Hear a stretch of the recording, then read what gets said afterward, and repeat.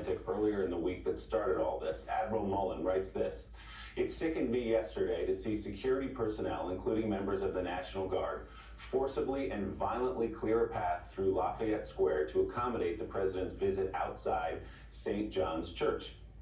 I have to date been reticent to speak out on issues surrounding President Trump's leadership, but we are at an inflection point, and the events of the past few weeks have made it impossible to remain silent. Whatever Trump's goal in conducting his visit, he laid bare his disdain for the rights of peaceful protest in this country, gave succor to the leaders of other countries who take comfort in our domestic strife, and risked further politicizing the men and women of our armed services. I am less confident in the soundness of the orders they will be given by this commander-in-chief, and I am not convinced that the conditions on our streets, as bad as they are, have risen to the level that justifies a heavy reliance on military troops. Certainly, we have not crossed the threshold that would make it appropriate to invoke the provisions of the Insurrection Act, which President Trump has threatened to use. Furthermore," Admiral Mullen writes, "I am deeply worried that as they execute their orders, the members of our military will be co-opted for political purposes." And this is what the current chairman of the Joint Chiefs of Staff, General Mark Milley, sent out in a memo to top military commanders yesterday. He wrote in part, "As members of the Joint Force comprised of all races, colors, and creeds, you embody the ideals of our Constitution. Please remind all of our troops and leaders that we will uphold the values of our nation and operate consistent with national laws and our own high standards of conduct at all times." Then in a handwritten note scrawled on the bottom of the memo, General Milley wrote, "We all committed our lives to the idea that this is America.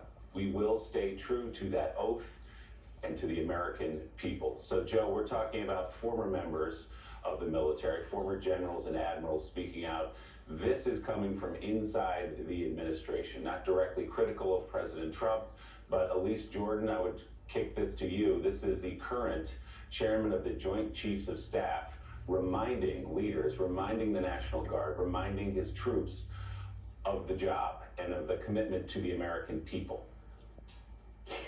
The chair of the Joint Staff was extremely compromised the day prior when he chose to walk across that park that had been cleared by chemical agents, American protesters, the American people, just as Secretary of Defense Mark Esper also was compromised. Everyone who chose to go along. And so in retrospect, a day later, there were regrets, as there should be. It's absolutely horrifying that we're at this inflection point where we're even questioning using American troops to practice counterinsurgency across the country. What are we thinking? Have we absolutely lost our minds? And Donald Trump has been so protected by the norms that keep ex-generals and ex-officials from speaking out. Because of those norms, there hasn't been outcry from the very beginning, as there probably should be, because of the grave danger that Donald Trump poses to democracy.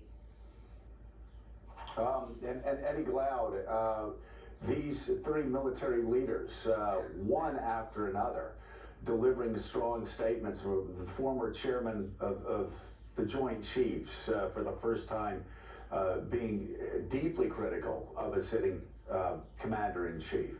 And then, of course, former Secretary of Defense, a respected general, and then the current chairman of the Joint Chiefs, having to write that memo as a reminder to everyone, and then writing again in his own handwriting. We committed our lives to America, to that oath, and to the American people. An extraordinary few days, and certainly it looks on the morning of June the 4th, 3 days later, that at least some military leaders were trained well, were trained right, and have recognized the error of their ways and are reminding their soldiers and sailors and airmen, their Marines, of the first principles of that oath that they took. You know, Joe, I've been thinking about these letters in a broader context. I want to pan out for a quick second.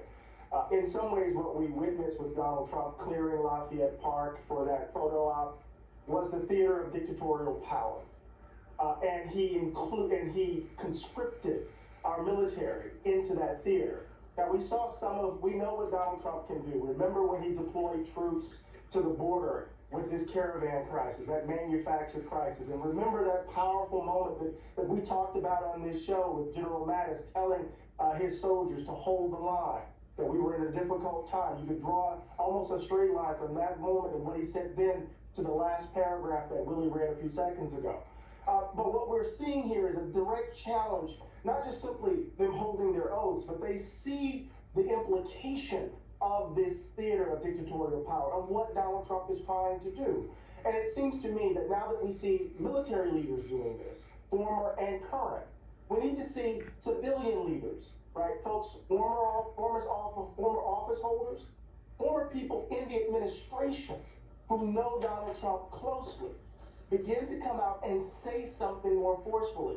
Because if General Mattis recognized it, and Admiral Mullen recognized it, and the chair of the Joint Chiefs of Staff recognized it, Donald Trump's toying with dictatorial power is an immediate danger and threat to our democracy, Joe. And I'm not trying to be hyperbolic. I'm just trying to read what I take to be their response to what we saw the other day.